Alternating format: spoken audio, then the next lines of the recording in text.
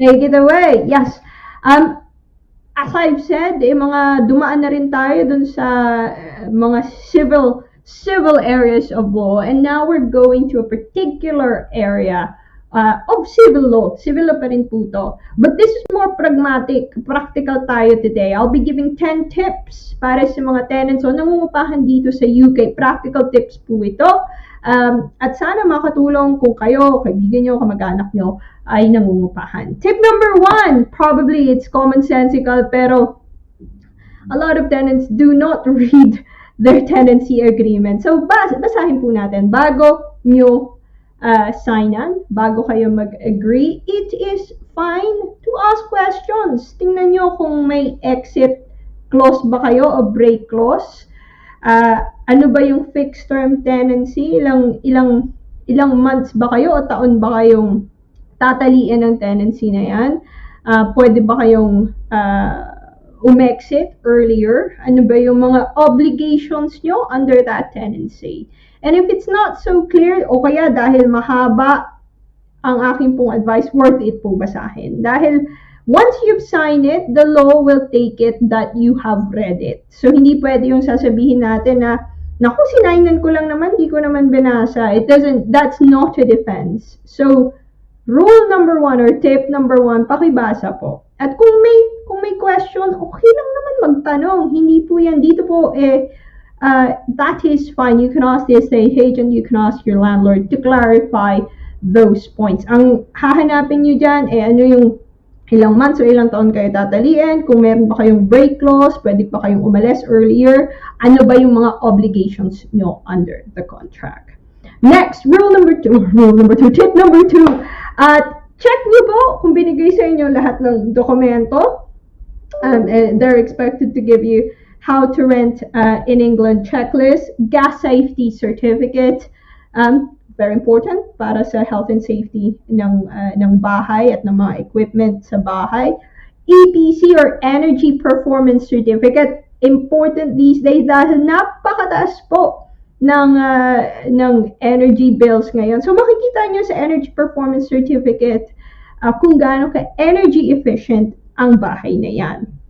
And also, the documents relating to your tenancy deposit, kung saan nila nilagay yan, dahil obligado po ang landlord nyo na i-enroll yan sa isang tenancy deposit scheme at bigyan kayo ng impormasyon, prescribed information relating to that deposit. That's rule number 2. So, kailangan check nyo kung ano yung package of documents na ibibigay sa inyo. But before pa nun, basahin nyo po muna yung tenancy agreement nyo.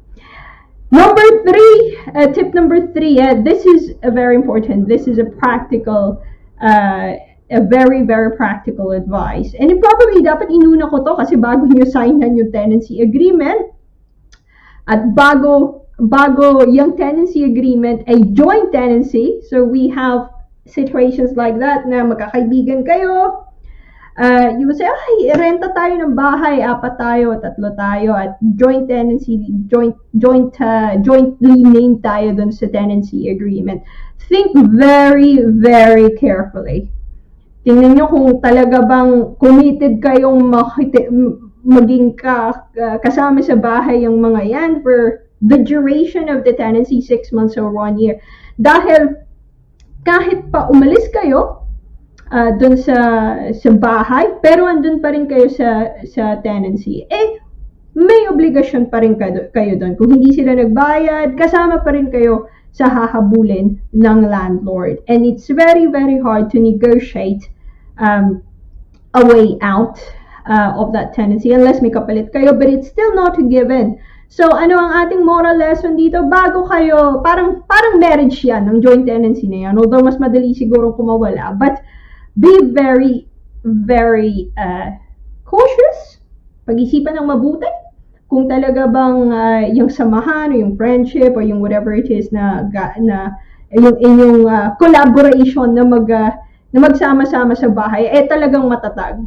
Dahil kung hindi po, you might you might want to have a different, you might want to just go on your own, yung housing in multiple occupation, na room lang yung iyong irerentahan at sa'yo lang talaga yung tenancy ng room na yon. So, may mga other options, but ito, pag during tenancy, nako, kahit wala ka na, pwede ka pa rin habulin. Tinatanong po yan sa akin. One of the most frequently asked question ng mga tenants sa akin.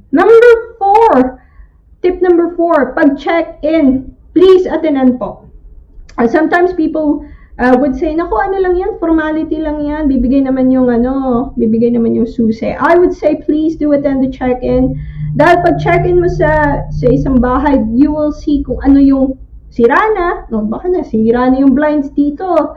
For example, pero dun sa check-in nila nakalagay na hindi pa sira, baka ikaw pagbintangan na ikaw yung nakasira nun.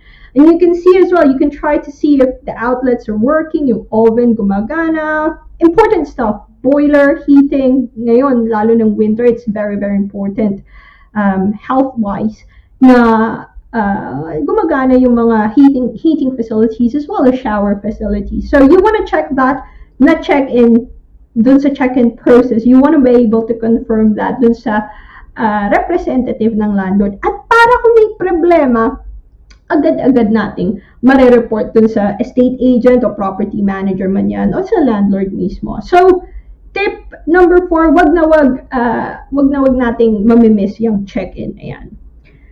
Number 5, I would say coordinate with the landlord. Maayos po na maganda yung inyong relationship with your landlord. It goes without saying na hindi naman kailangan maging best of friends nyo siya or parati kayong nagme-message. I think having a good mode of communication, an open line of communication, it's very, very helpful. Kasi minsan kailangan nila, kung nabasa nyo yung tenancy agreement nyo, makikita nyo doon na karamihan, most of the time, the landlord would say, oh, kailangan ko inspect yung property ko at least once a year. Kasi titingnan nila kung gumagana pa ba yung smoke alarm system, annual gas safety certificate. So there are times when the landlord would have to come into your property, and kung may reasonable notice sila, you have to allow them access. So, having that open line of communication will also help na maayos yung pagpapalakad natin, yung pag-maintain natin ng bahay. Which ties up nicely with tip number 6. Kung may disrepair, kailangan i-report sa landlord, and you'd have to report it in writing. Obligasyon din yan ng mga ng tenant para hindi lumaki yung problema.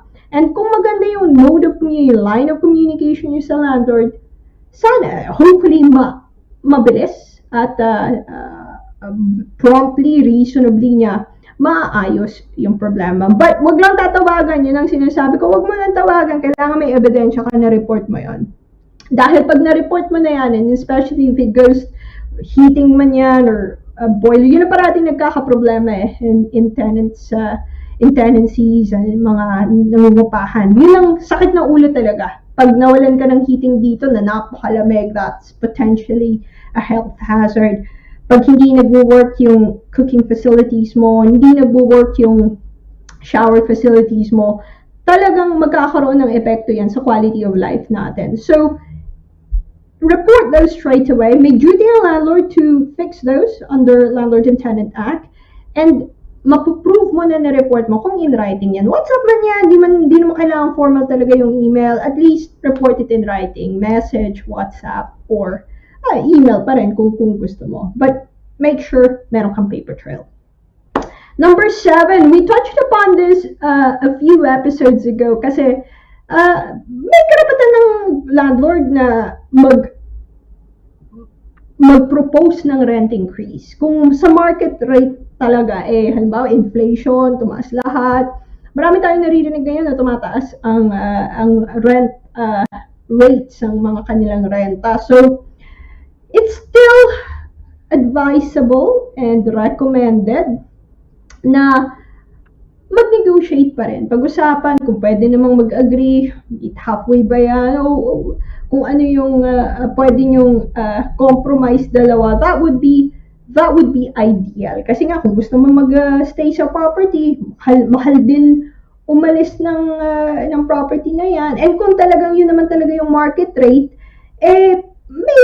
merong point yung landlord na mag-i-increase ng renta. Ngayon, kung talaga napakataas and beyond market rate, yung pinopropose nila na increase, na talagang hindi naman tama o hindi reasonable, pupunta tayo sa tip number 8. Pwede kang pumunta sa tribunal. And you can look at previous episodes. Siguro pag nasa YouTube na to, lalagay natin yung link somewhere. How to challenge a rent increase. So you can ask the tribunal to review yung proposal ng landlord. And they will look at it. Merong mga surveyor dyan sa tribunal. It's a property tribunal. So within 10 weeks, they'll be able to resolve that. And they will say whether tama ba, reasonable ba yung proposal ng landlord, or they would propose a different figure na congruent at mas nasasayon sa kung ano talaga yung renta ng bahay sa current climate, current economic climate. So, pwede yung i-challenge kung unreasonable talaga yung landlord. Tip number 9. So, dito na tayo, papunta na tayo sa end ng tenancy, and doon na tayo nag-start, during, and end tenancy. Just like what I said, na attend ng check-in, syempre, kakambal niyan, mag-attend ka rin ng check-out. So, kahit na minsan hindi ganun sinasabi, hindi ganun ka amicable yung ending ng relationship. As much as possible, it's always good to attend the check-out. Kasi, pwede mo masabi, naku, sira na yan nung pumunta tayo dito, or, you might want to explain some of the state of the property, or just to double check, pareho kayo, less ang issue kung ando kayo pareho, at least, alam mo na, sinabi nyo, ayan that's wear and tear. It's always more prudent na andun ka. At kasama mo, normally estate agent or property manager, minsan landlord din. So, attend ng check-in, parang hotel din yan, attend ka ng check-out, at tingnan mo kung ano yung mga na-report at nailagda nung nag-check-out. Number 10, last practical tip for today. Syempre, minsan talaga hindi maiiwasan, may wear and tear, may deductions na ipopropose yan dun sa deposit mo. Review mo, and you can negotiate that. Sinabi, nakapakataas naman na nilagay mo na deduction dyan, hindi mo naman kailangan palitan yung blinds, hindi naman yan ganun kasira. Or you can say that, merong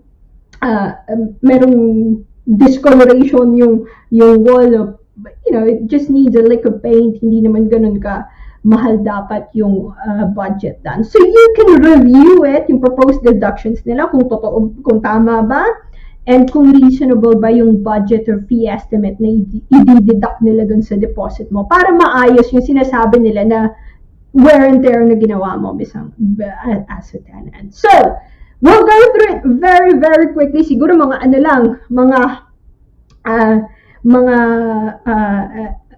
summarized words lang. Number 1, read your tenancy agreement. Number 2, check your documents kung nandun ba lahat ng mga kailangan na dokumento sa tenancy pack mo, how to rent in England, gas safety, EPC, at tenancy deposit certificate. Number 3, pag-isipan mo talaga kung joint tenant yan, forever ba talaga yan, o mas mabuti ba na mag-isa ka lang. Number 4, attend ng check-in. Number 5, coordinate and keep an open line of communication with the landlord. Number 6, report disrepairs in writing, or WhatsApp, or text, or email.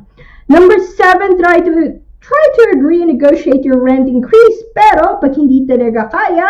Number 8, kung unreasonable sila, or unreasonable ang landlord, is you can challenge it via the property tribunal. At ang property tribunal ang maghuhusga kung magkano ba talaga ang rent increase mo. Number 9, just like attend check-in, attend ka rin ng check-out. And finally, number 10, kung meron mang deduction dyan sa deposit, pwede mo yung i-challenge, pwede mo yung i-review, at pwede kang mag-counter proposal, if at all.